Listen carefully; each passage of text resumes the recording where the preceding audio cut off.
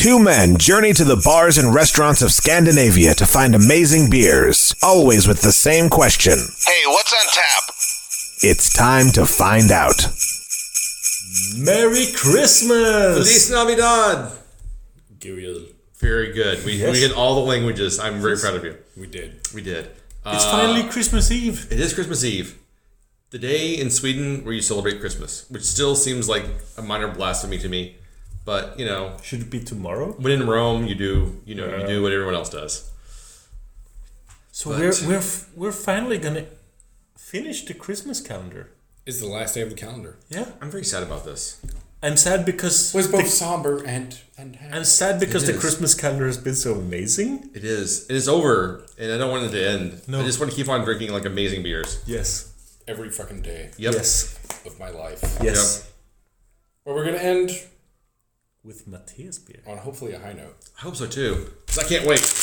Ah! It's Christmas. I'm just going to rip into this bitch like I own it. Oh, my God. Oh, I know what this is. Is it an Olofsson beer? It is. It is Olofsson beer. It's a special Olofsson beer. What? It's a collaboration with Stefan beer. It is. What? It is a homebrew beer between the two of us. It is also Fucking amazing! It is. And I've never had it. You haven't. I have not. Is this oak aged? This is... oak spiral aged? Yeah. It's... All right, so yeah. stop. Yeah, go ahead. Let's backtrack a little bit. Collaborate. So Mathias and I, we wanted to do a clone of Prairie Bomb, and we're coming with a name, and we couldn't figure out what it was, so we figured out an anagram called Repair Bimbo. Oh, right, yes. And we did two versions of it: the regular version and the barrel-aged version of this. And this is the barrel-aged version. It's got the cyan cat. Yes. Because you've treated me to the regular Repair Bimbo. I have. I gave that a 4.5. I didn't run out of this, and I didn't think you had any more either. So I did not think I had either, but I found one in the back of the fridge in my parents' basement. Oh, that's awesome! So it's been refrigerated for... It's been refrigerated since we bottled it. 3 years. Since we bottled it? Yeah. So 3 years. 2.5, 3 years, yeah. Yeah. So I took out super in the excited back of the about this. fridge. There was the regular one. Mm-hmm. There were 2 bottles of regular, and 2 bottles of barrel aged.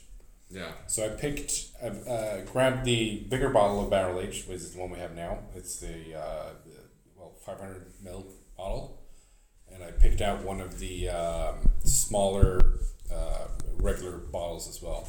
Well, 2 of the smaller regular bottles, because I had a friend of mine from Gothenburg who brought my new rims for the soccer mountain wagon down. So I gave him one of the regular one, and him and Martin from Brew Bastards absolutely loved that one. And I had the regular one in the same evening, and it had held up super nice. Yeah, the one that we had held up so amazing well, and I did not take the care and feeding that you did. Mine was just in my closet in the back for. Well, I think that was the thing, because the regular one held up super well. Yeah. The barrel aged one, the ones that had been sitting out in people's cupboards or closets, they went sour. Yeah, a little bit. Yeah. But this one has been in the fridge since bottling day. All right. So it should be fine. All right. Well, Martin, we will let you open this in service because Too scared. no, you're gonna do great. It's so cold. There he goes. Well, it's not. It has the perfect. Psh. Exactly. And I'm super excited about this beer because this turned out amazing. You freaking nailed the water balance on this. But we did. We did. I mean, come on. I mean, I just assisted. You really... We spent a long time on this recipe. Yeah.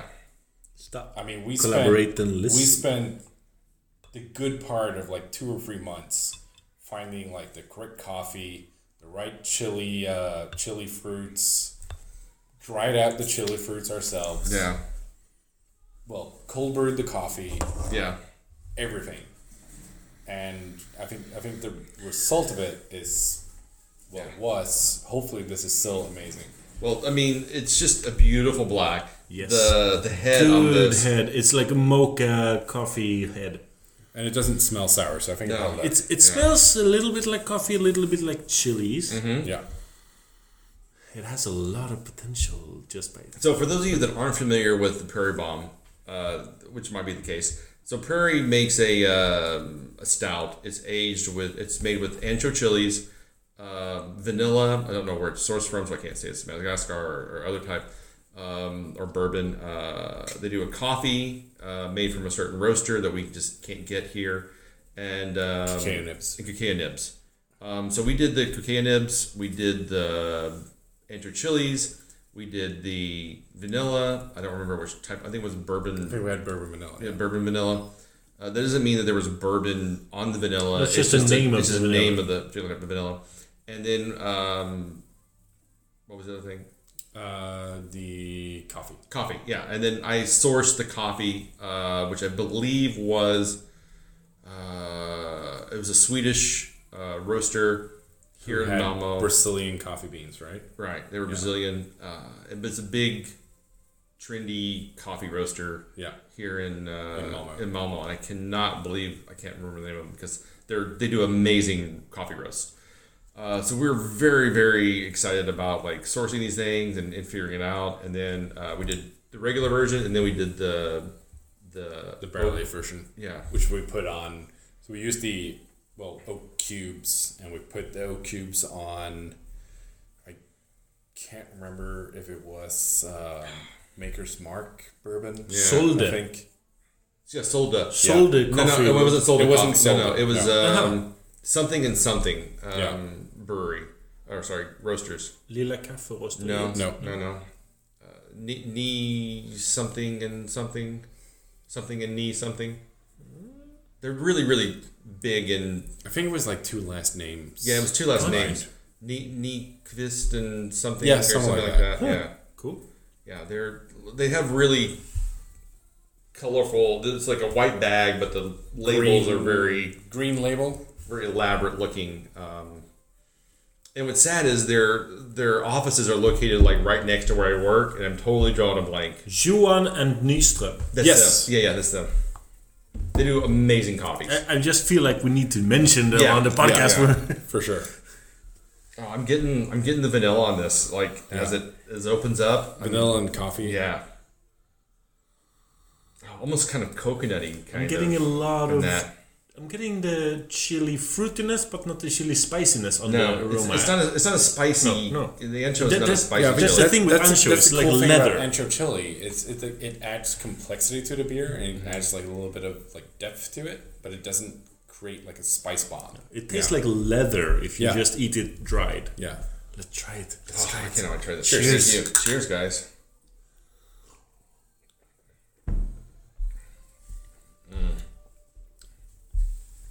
It's interesting because I'm still getting a lot of the flavors from this. It's definitely not gone sour. No. There's There's a lot of coffee left in it. There's a Yes. lot of coffee. There is a slight ancho Yeah. pepperiness to it. Vanilla doesn't come through much in the taste. No, the smell it's really there in the smell, but it's not there in the taste. I don't think.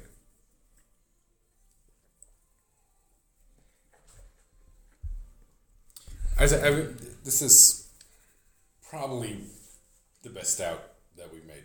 Yeah. You together, you mean? Yeah. Yeah. I think the best stout that I've made myself is the NBM Yes. 17.5. I was Yeah, just that going to was- say that was that's the incredible. best stout you made for sure. Yeah. Yeah. But That was fucking insane. That was that world was so class. good. Yeah. That was amazing. But we brewed 4 or 5 beers together. Yeah. Yeah, at least. And I mean, none of them have turned out bad, but this is by far the best one we've done. Yeah. I also think that the coffee brown ale we did was absolutely I fucking love the amazing. coffee. Yeah. That was so good. Yeah. It was so drinkable, and the coffee flavor in it was just perfectly balanced. It was really, really fucking nice. I still get the barrel aging and the smell, but I Yeah. don't get it so much in the flavor itself. Yeah. Having had the regular repair Bimbo not that long ago. I just like 3-4 months ago. Yeah. Yeah. I like that one better. This one is Yeah. This one is a great beer. Yeah.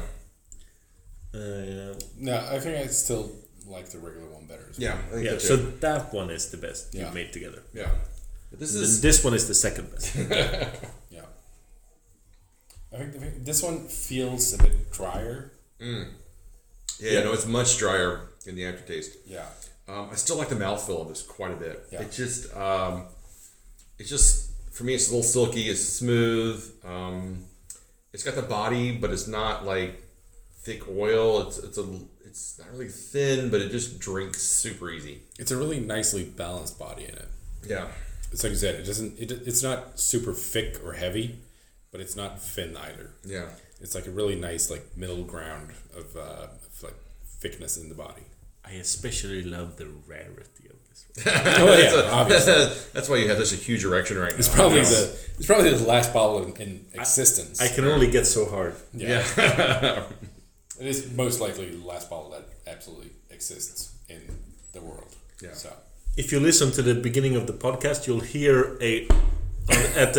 the bottom of the table. as Martin's dick hits the bottom of the table. It's so rare. There's only 17 bottles that was ever made, so Well, it was something like that. Aren't Christmas erections the best erections? I fucking love those. Yeah. Especially good around the table. Yule. This is great. It's a strong 4.25. Yeah. Like a week or two ago, we talked about Untapped increasing their granularity. So it's Yeah. not just 0.25s. You It's now also have 0.1s. for paying users, it's now 0.1, so 4.1, 4.2. And then this would get higher than a 4.25. No. This is the case where I would use that particular granularity, but it's a great beer. The non-bourbon, The non-barrel. the non-barrel Yeah. version Yeah. was a solid 4.5. Yeah, It's it's great. great. I still prefer the non-barrelish one. Yeah, we should brew that again. Yeah, we should. It was really good. But I think because I remembered when I picked the Brazilian over the like Ethiopian, was I went Brazilian because there's more coffee and cocoa kind of flavors to them, whereas Yeah. the Ethiopian African beans tend to be a little more grassy and herbal, fruit forward. Yeah, I still really enjoy this, and I think that if you ever get the chance to brew this commercially, you should totally do it. It's probably going to be expensive as hell. Yep. That's okay. You can charge. Apparently, Charge a premium. Like I don't know if you've been to Bishop's Arms Savoy. Sorry, not Bishop's, but Bishop's Arms Gustav store. But they're everything coming out of like minus one is 100 crowns plus. Oh, really? Yeah. Premium price. Yeah. They're 110, 120 somewhere in their minimum. No. So And then you ask, oh, can I have a sample? And they would go, oh, absolutely no problem. But just so you know, this is not the regular like 38 kroner. This is a 48 kroner sample. I got it. So 10 centiliters, 48 kroner, and you do the math. There's bank to be made. There is. Yeah, I gotta say it's held up well, yeah. but I think the regular one held up better. Yeah, it did, definitely. But thank you so much for bringing this out, man. This is a Christmas For sure. present for me because I followed every release of Olofsson that was actually available, Yeah. and not just secretly available. I follow those religiously. Even the ones in Copenhagen where Yeah. you had to go to Ølbutikken while it was still running and try it there. I love that shit. Yeah. So That's why I wanted to bring this out. Yeah, So when I found it in the fridge in my parents' place a couple of weeks ago, it was like, perfect Christmas present. this is the perfect thing It is. to add It to the is. calendar. In many ways, it's Because I knew really, that you were out of the barrel Yeah. version. So it's like, and I know that this was like one of the barrel aged bottles that were well kept in the fridge since we bottled it. Yeah. Since a lot of them went bad. So I think that's kind of why I wanted to share it with you guys. And for me, this is the epitome of like a Christmas present. It's something Yes. you just want to, like, it's an experience that you had that's very personal to you that you want to share with everyone else. And for me, this actually is quite touching and really means a lot. I really thank you for And bringing this up. for me as well, because you knew that I would be happy about this. Exactly. But if you had asked me a month ago, Marty, what do you want for a Christmas present? I wouldn't know to ask for this because I didn't know it still existed in this world. Exactly. And that makes it a really good Christmas present. I do enjoy that we packed our beers in advance, but we've still managed to like manipulate the opening. Yep. In some ways, yeah. In certain ways. I can be the first to say that a few days ago we almost pulled this one, and then Mathias was like, "Nah, maybe I recognize that packaging. Maybe we should wait with that one." And we were like, "Ooh, we're gonna get a treat at Christmas." I packaged this one extremely shitty just so that I would know. I knew it. Good job, man. Good job. Thank you. But that's so a part of Christmas. Yeah. That happens every Christmas Eve. Like, oh no, don't take that present yet. Wait with that one. Wait Right. with that one. So do you because have you know it's special. So do you have a Christmas present story? What's your favorite Christmas present story that you've had in your life? I have one ready to go. All right, go. So I was 10 years old, and I've always been interested in computers, and I had gotten a hand-me-down Commodore 64 when I was 7. That kept me going for a few years. But my older cousins, they had Amiga 500s by Commodore, and I loved that machine. Of course. I loved it so much. So when I was 10 or 11, don't remember. I just remember the occasion. I had wished for it for like years, and my parents had managed to get a hand-me-down Amiga 500. And for that Christmas, they gave me a number of presents. It was like the joystick, the mouse, the disc machine, some games, and then they said, "But Martin, you do realize that this is an expensive thing, and your birthday is in March, so we couldn't get you the actual Amiga 500 machine. You'll only get the side things." And I was like, "That's totally fine. This is the best thing that's ever going to happen to me ever. I will gladly wait until March." And then we opened all the other presents, and I was just so happy. In 3 months, my life is going to be perfect. And after all the presents were handed out, Another one came out. They brought out the actual Commodore Amiga 500. And my tiny brain was blown that I would get the entirety of the present. Because I was completely fine with waiting. That's so funny. And that moment was the moment that my entire work career was cemented. Everything from that moment has been to work with programming and computers, which is what I'm doing now. Wow. It all goes back to that Christmas Eve.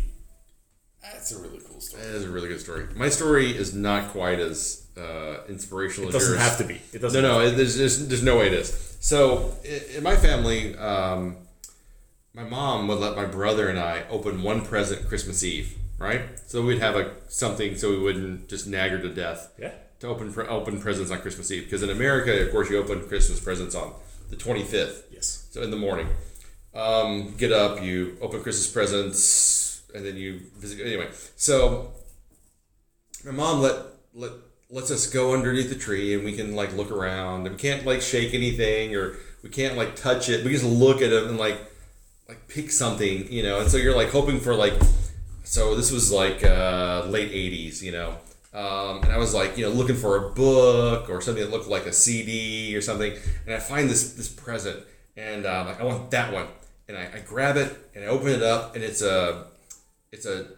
in the U.S. we call it a toque or a mulsa by Swedish standards. So it's a mulsa, so it's a hat for the winter, right? Oh no! And I'm just crushed. I'm like, oh, this sucks. This is the worst thing ever.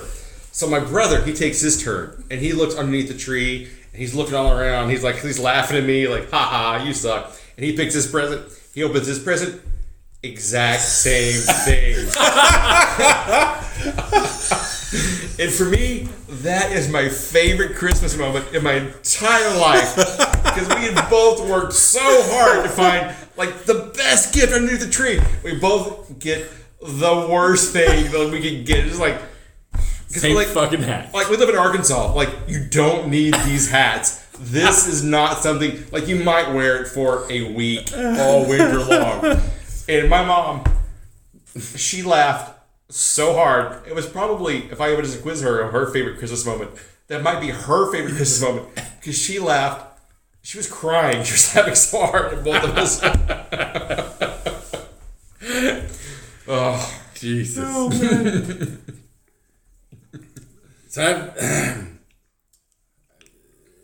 I don't know if I have any like epitomal Christmases at all, but I know I was super excited about Christmas when I was a kid, and I know it's probably the one that my parents are gonna remember the most. It's gonna be I think I was like probably 5 years old. Woke up at like 4 a.m. Yeah, as you jumping in my bed, just yelling Christmas Eve, Christmas Eve, Christmas Eve. So I got to open like one of the gifts, and I also did the same thing as you, like just looking around the Christmas tree, finding like the biggest box there is. Mm-hmm. And it was right around the time where like the crash test dummies thing was a thing. Yeah. And it was like the whole not the musical group, but the actual toys that came out. The toys. So, which is one of the weirdest toy things that ever existed. The funny thing is, I still have them. Those toys were great. They were fucking amazing. But like, why would this ever be a toy line of like crash test dummies that you have in toy like?